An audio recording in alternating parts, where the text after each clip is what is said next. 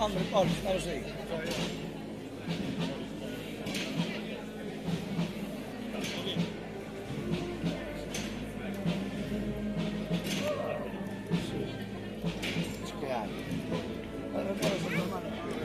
Venga, eso.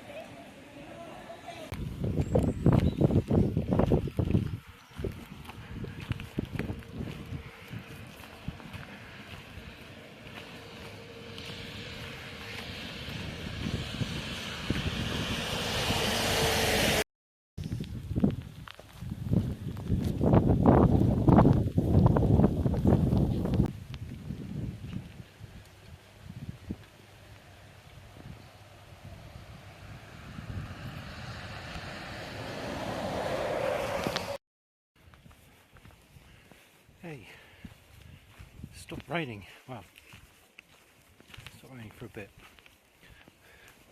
or it could be due to the fact that I have tree cover now.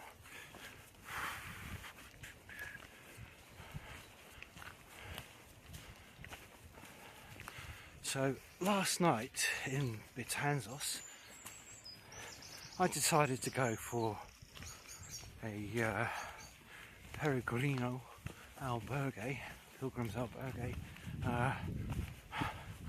get my head down in a dormitory room of 12 people. The problem was, the guy who was next to me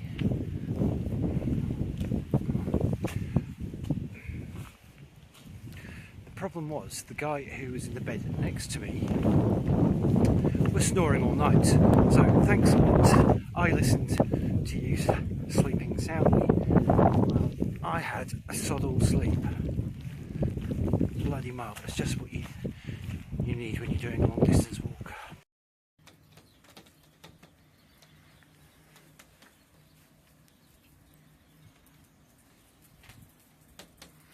Shall I stay in this bus shelter for the rest of the day, where I'm nice and dry, or at least drying off? Tempted. I've got about another hour to walk.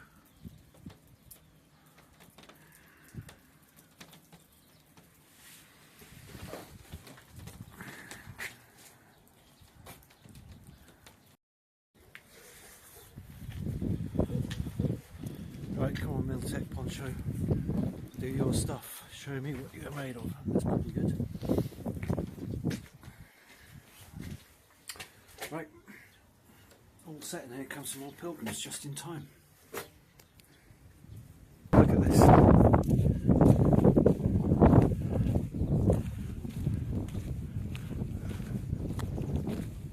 It shows the character of the local areas.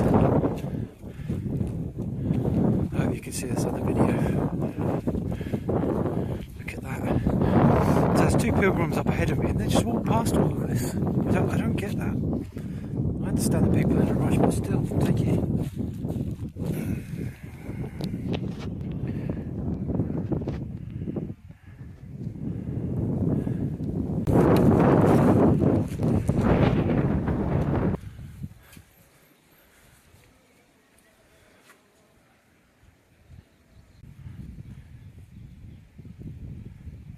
I'm surprised the face looks like that with this weather.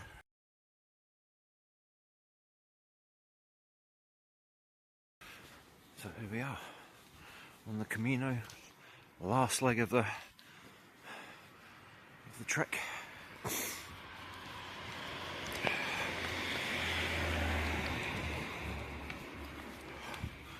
Question is, can I see and follow the signs in the dark? That's the hardest thing. Let's give it a go, because if I do this now, I get a nice early start on everything, and I've got the rest of the day to have a look around the city.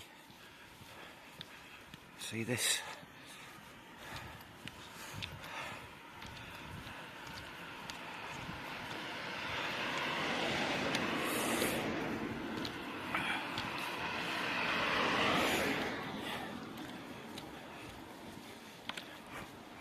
I know there's a sign up ahead. I saw it yesterday, so I'm kind of going more by my instinct now. There you go. Right, so I need to cross over. Cross. There's another sign. Right.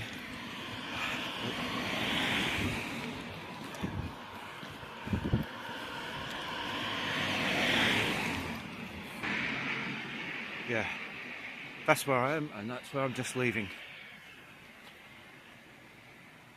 Yeah. Right, now where the hell do I go from here? I have no idea. I'm assuming it's straight up.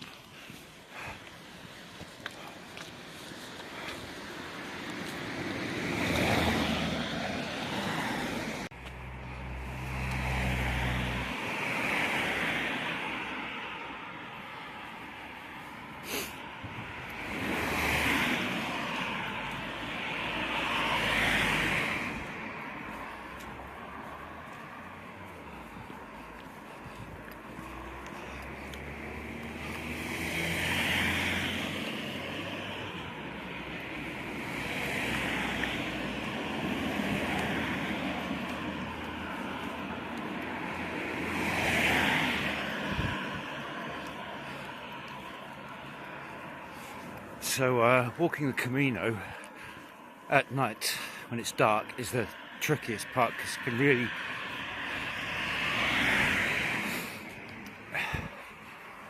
really easy to miss the signs when it's dark. See how hard it is to see these signs in the dark. At least that one's a bit reflective. So up here, just taking me off the motorway.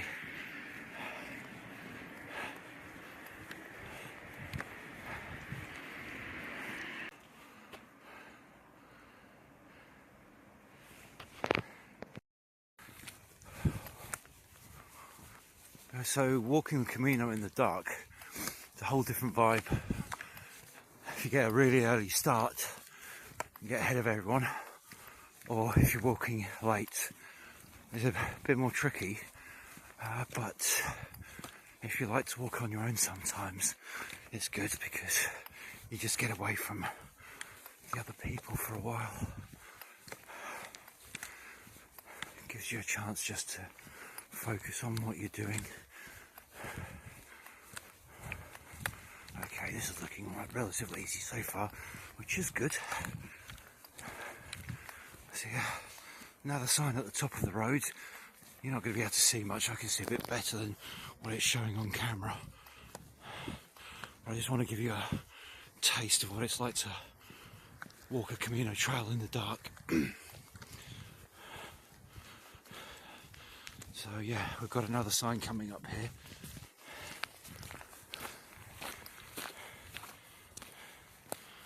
That's not too bad. So we turn left. So it's basically taking me off the main road out of this town.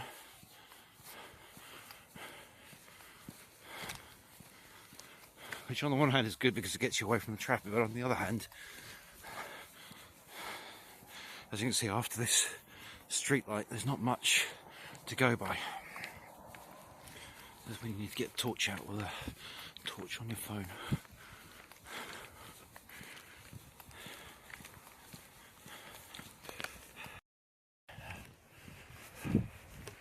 Of course, one of the other big disadvantages of walking in the dark on the Camino is you're not seeing much around you. But at this stage, after how many kilometres I've walked, I kind of got an idea of what everything looks like. So you just have to find that balance.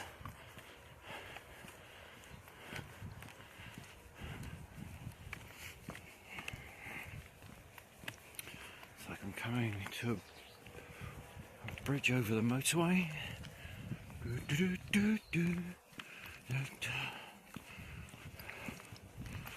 It's nice to have a cool start to the day.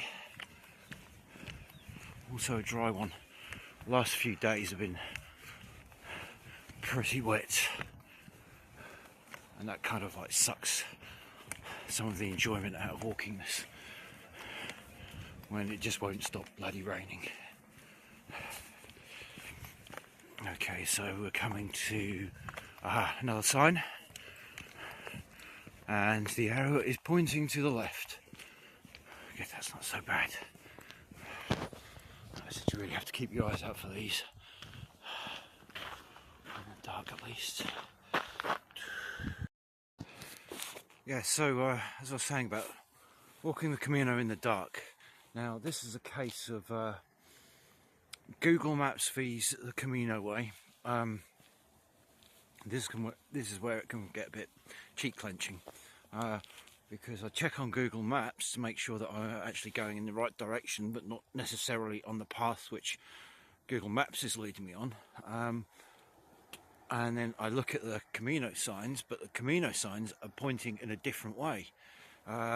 So it's really kind of like taking me off to where I didn't expect, but I got to keep following the Camino signs as opposed to Google Maps. But I'll just use Google Maps as more or less like a guide, just to make sure that I'm in the general area and I'm not going the complete opposite direction. So it's better to use it as a guide, but don't follow it religiously if you're walking by the Camino signs. Just a tip there for you. So I'm going to follow the next sign, which is going to take me into a really dark wooded area. Let's see how we get on with this.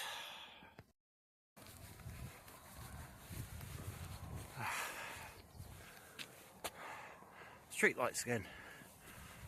So, any more thoughts and tips on the Camino? I'm walking on the Camino. Like, if it's your first one, some people ask, like, do you need to train for walking a Camino? I think if you want to make your life a bit easier, then yes, do some training. There's a car coming. Yes, at least do a minimum amount of training to make your life a bit easier, unless you're into suffering. I don't recommend going onto a Camino completely cold, being unfit, overweight, going from a pretty sedentary lifestyle. Get some walking in, at least minimum a month before you start a Camino, depending on the length of it.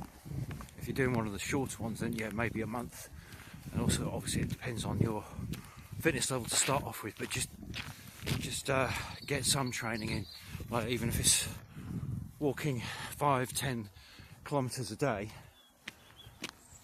to try and get your body used to that sort of movement in your legs and hips and knees, you know, carrying a pack, because if you don't do that before you come on the Camino, you're going to suffer. You will suffer. It's okay if you're into that kind of thing, but personally I'm not, and I'm not the fittest person in the world. But I did do some training, and I had some issues, but it's not been too bad. My knees are held up pretty well this time, which has surprised me, and I'm pleased for that.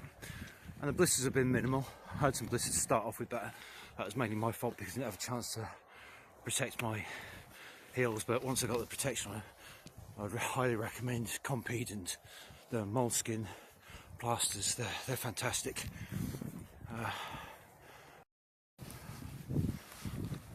So doing these walks, especially at night time when there's hardly anyone around, so what I get out of it is it's quite cool to be walking around when everyone else is in the houses, there's no one on the streets. You get a kind of post-apocalyptic vibe when you're walking like this, last man on earth type of thing. Yeah, it's pretty cool. Back on the back, walking the road.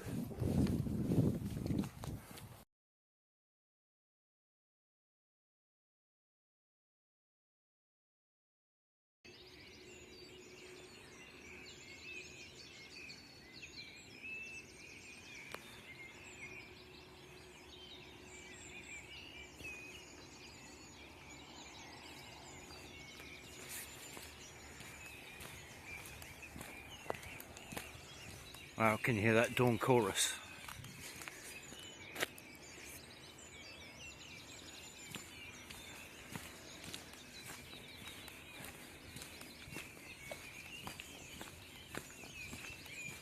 Getting zombie apocalypse vibes again in this area.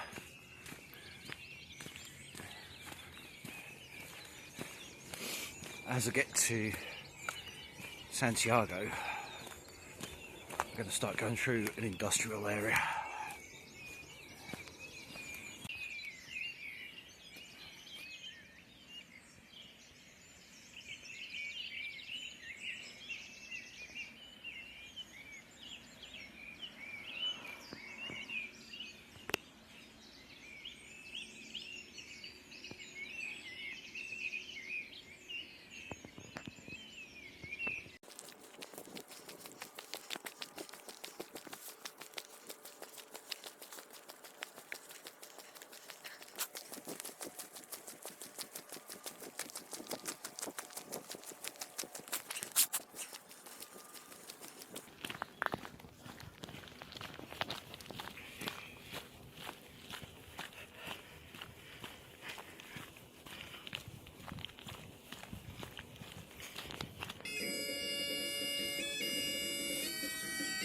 Oh my god. Look at this for the pilgrims, the peregrinos.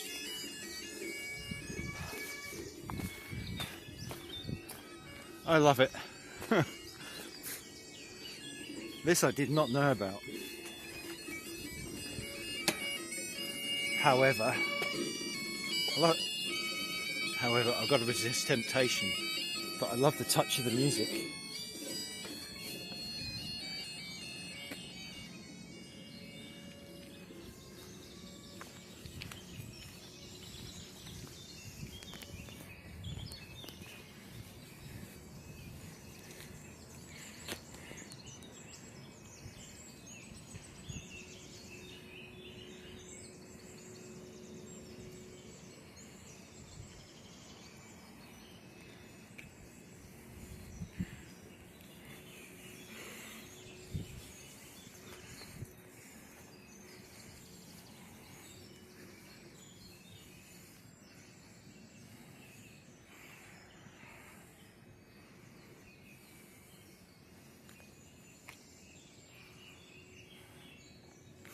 So going by this mural, it looks like I'm not far from the Enchanted Forest.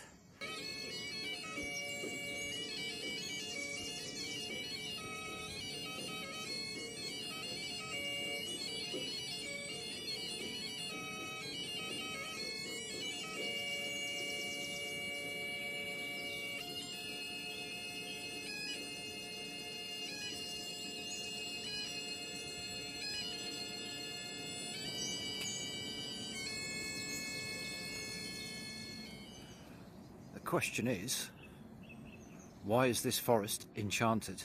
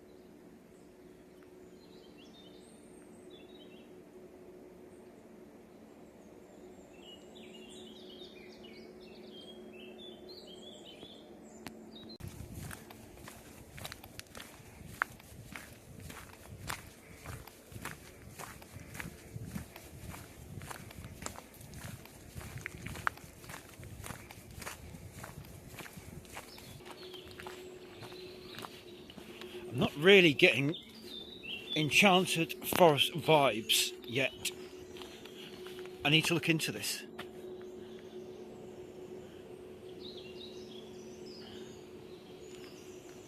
I have to say, I have been in more enchanted forests which have not been as bold in making such a claim. Not very enchanted pipes.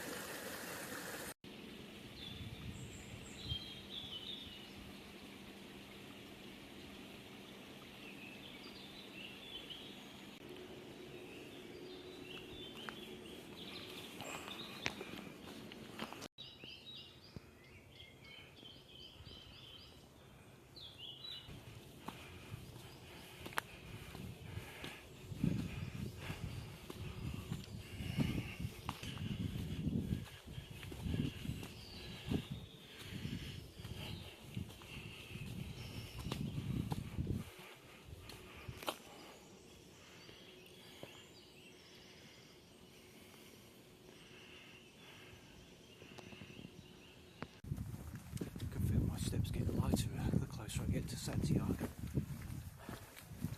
See the light at the end of the tunnel.